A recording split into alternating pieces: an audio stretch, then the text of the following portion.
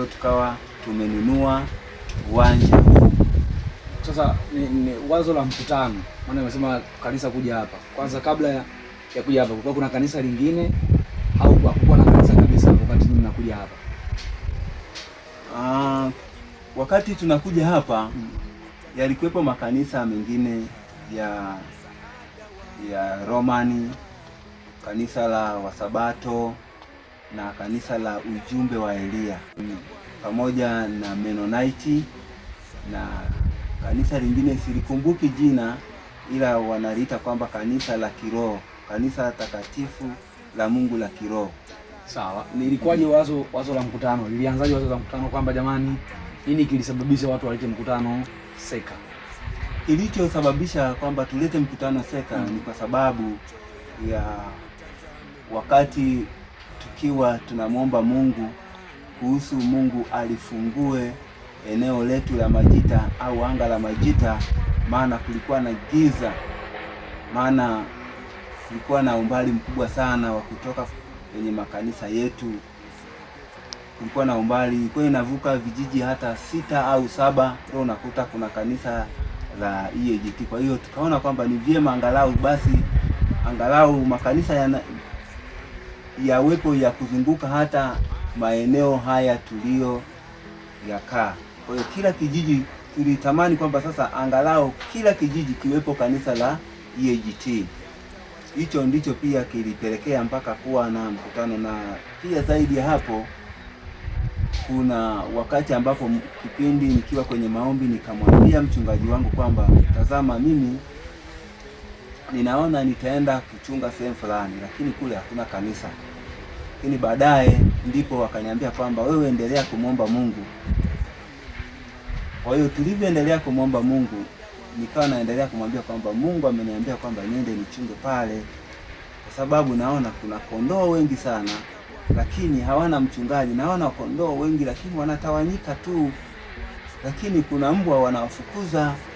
Sasa yale maono nilivyokuwa nampelekea, akawa ananiambia kwamba mbwa huyo ni shetani na pia kondoo ni wale watu wa Mungu ambao Mungu tayari alishaokoa. Maana Biblia inatuambia kwamba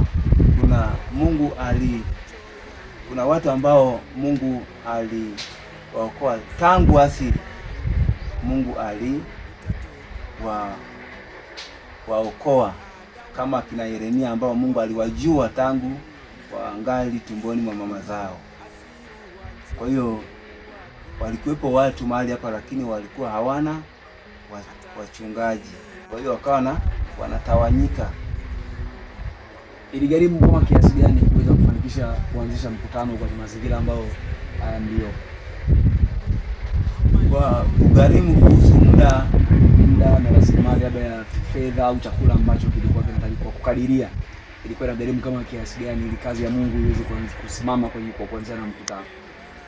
Yaani kwa habari ya muda, iligharimu muda mwingi sana. Kuja kuanzishwa kanisa hapa imepita miaka 4 tukiwa tunaendelea kuliombea eneo, kuliombea anga na kutembelea eneo husika na kuzunguka. Unazunguka, unapita barabara zote ukiwa unamwomba Mungu, unamwambia kwamba ninateka anga hili, ninateka ardhi hii, ninateka rasilimali za mahali hapa kwa ajili ya kusudi la Mungu. Kwa hiyo ikapita kwa miaka 4. Baada ya mwaka wa 5 ndipo sasa tukafika. Na kwa habari ya gharama ya fedha tulizotumia pamoja na chakula, tuligharimu kama shilingi.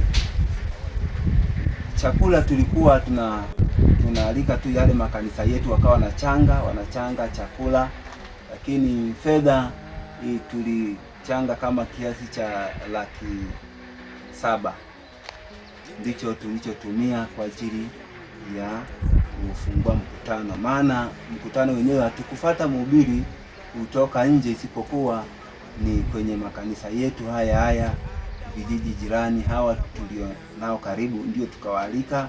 Kwa hiyo haikugharimu kiasi kikubwa sana, maana ingelikuwa ni kufuata mtu mbali ingegharimu kiasi kikubwa sana. Hapa tulipo ndipo kanisa lilipo. Ndio. Iligharimu kiasi gani kupata ile eneo kwa mara ya kwanza? Kwa mara ya kwanza iligharimu shilingi 700,000. Kwa mlikuwa mmeshapata 700,000, mlizipataje hizo fedha 700,000 kwa ajili ya kununua kiwanja? Kwa sababu tunasema hata mkutano mmetumia kiwango kinachofanana na hicho. Fedha ya kwanza kabisa kununua kiwanja mliweza kuipata vipi? Fedha ya kwanza kununua kiwanja ndio hicho ambacho tulitumia harambee, lakini haikufanikiwa vizuri, ikawa ina madeni mengi, maana kuna baadhi tulikopa, tukafanya harambee, ikapatikana kiasi kidogo sana cha fedha. Baadaye ndio tukaongezea na chakula tulicholima sisi kama familia ya mchungaji, tukaongezea na ile hela, tukapata hiyo shilingi 700,000. Kwa hiyo 700,000 ikimaanisha kwamba kuna pesa ambazo za wale waandishi, ndio maana ikakamilika, yani zoezi zima ilikamilika kwa shilingi 700,000. Sawa. Kwa mtu akiona hivi na muda ambao umesema kazi ya Mungu imeanza, je, hakuwahi kujengwa kanisa hapa? Kwa sababu mtu akiona hivi na muda ambao ulisema kanisa limeanza, anaweza kuona mbona sasa kanisa halijapiga hatua.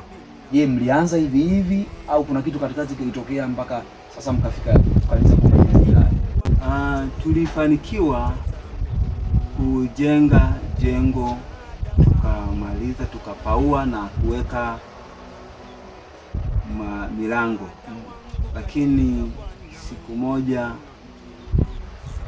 ndipo mvua kubwa na kimbunga ndicho kilichopelekea jengo kuanguka. Maana anam tulijenga, lakini tulikuwa bado hatujafunga anam. Kwa hiyo zile anam ndio zikawa zinaingiza upepo, ndio ukawa umeingia ndani, ukanyanyua, ikajaribu kunyanyua paa, lakini kana kwamba ikawa inashindikana. Maana ilianzia eneo la huku mkono wangu wa kulia, ikajaribu kulisukuma, lakini ikawa imeshindikana. Ndipo huku mkono wangu wa kushoto ikaingia ndani, alafu ikaipushi, ikainyanyua juu, ndipo jengo likawa limeangukia mkono wangu wa kulia. Kwa sababu pia eneo hili kuna miti mingi pia, ndio kilisababisha hicho pia. Tumsaidie mtazamaji, mwingine anaweza sielewe anam ni kitu gani. Ni sehemu ambayo mtu kama nyumba imeshajengwa alafu imeezekwa, kuna sehemu zinapitisha upepo mbele ya nyumba. Kwa mfano unapojenga vile, kama unapojenga madarasa, si ndio inakuwa hivyo? Ndio. Kuna sehemu ambayo inaruhusu kupita upepo ambao unakuwa bado haujazibwa na matofali. Haujazibwa na tofali. Tunawasaidia watazamaji ili waweze kuelewa hiyo anam nini. Poleni sana kwa hiyo. Je, ilivyoanguka haikuleta madhara yoyote kwa watu?